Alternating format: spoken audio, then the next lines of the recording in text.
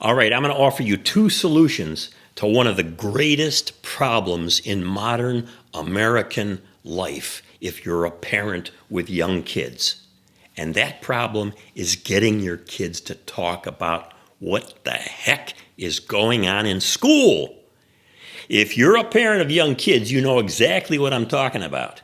The kids come home after school, or you talk to them in the evening at dinner and you say, "Hey, how was school today?" "Great." Or you say, "What happened in school today?" "I was okay, fine, nothing much." "Nothing much? Hey, we're paying for private school, or we lived in this neighborhood to give you a good education, and you can't tell me anything about what you're learning in school?" "Nah, not much." This is the problem. And I'm going to give you two solutions for this problem, hard earned by my wife and I over the years. If the first solution doesn't work, I guarantee the second one will work, especially with slightly older kids. The first solution is this. When you gather together to eat in the evening, dinner time, let's say, my wife and I always protected dinner. We did not allow the TV to be on or any kind of distractions or anything. We would, unless the kids had sports or whatever, we would always be together there for dinner, around the table. And eventually I would say this, and the kids knew it was coming. They had probably thought about it a little bit. Dad's gonna do this to us again. This is the way he is. I would say this. "All right, kids, what happened today in school that was funny? What happened today that was funny?" So note what I'm not asking was how was school today. They can just say fine or good or whatever. But I'm saying what happened that was funny. Now, when I say what happened that was funny, I ask that question, they're not anxious about it. If I ask them about how was the coursework or what did you learn in math or whatever, they might get a little anxious because that has to do with studying and learning and grades and how do the parents think about them and all of that kind of stuff. I say, "What happened today that was funny?" "Oh, we were out on the playground and we were playing this game where you had to close your eyes, and try to find somebody. And Johnny had his eyes closed and he walked right into a pole and broke off part of his front tooth." And then he would laugh about that and we'd tell a story. "Oh, wow, that was crazy, crazy story. What else happened today in school? Any other interesting stories?" Now I'm going beyond just funny into interesting. And if that didn't work to keep it going, I would say, "Well, what about with your teacher? Did your teacher say or do anything today that was funny?" And eventually, our kids got into this. And so they would remember things because they knew I was going to ask about funny things. And those funny things would open up the conversation to talk about other things that were going on in school. So that's one way to approach this whole problem of what the heck is going on in school. All right, second one. This is one that I have used with my grandson to fantastic effect.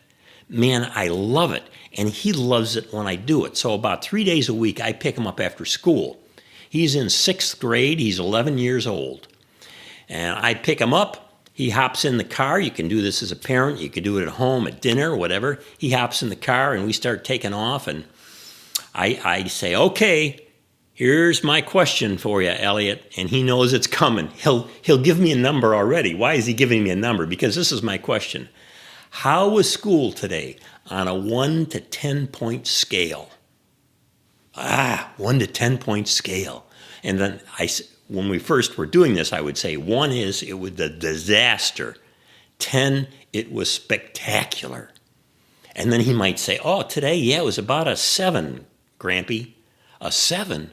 Wow, at least it wasn't a 1. What made it good that got it up to 7? And he would tell me something. "Oh, I had great fun at recess." Or we had pizza for lunch. Or he might say, "Hey, we started this new," and I love this, "we started this new thing at lunch where after you finish lunch, if you don't want to go out and play, you can do some things inside." And they started a chess club.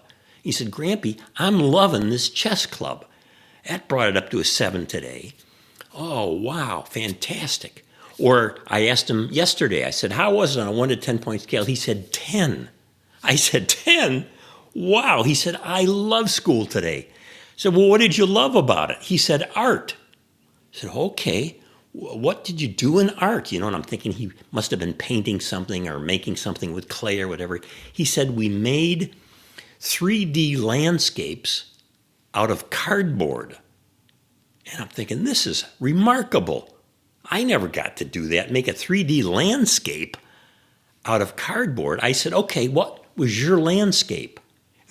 Wait till you hear this. You would never guess this. A desert. A desert. I said, Elliot, you got me there, man. I never would have been that creative, and I want to see that desert. So I'm building him up in what he's doing with something that he enjoyed, which was very different, unusual, and it opens up the communication. So that's the second approach that I think you can try. How was school today on a 0 to 10 point scale? Change the number of points if you want, but you'll get the idea the way I just unfolded it for you.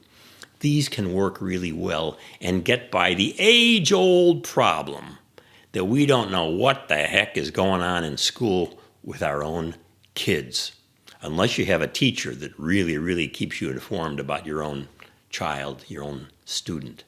Thanks so much for watching. This is Communicate for Life, by which I mean life-giving communication.